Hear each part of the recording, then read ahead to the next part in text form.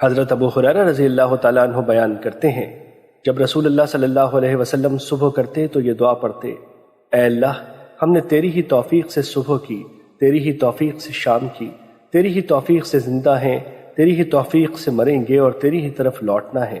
جب آپ شام کرتے تو یہ دعا پڑھا کرتے تھے: اے اللہ، ہم نے تیری ہی توفیق سے شام کی اور تیری ہی توفیق سے صبح کی، تیری ہی توفیق سے زندہ ہیں اور تیرے ہی نام پہ مریں گے اور تیری ہی طرف اٹھ کر جانا ہے۔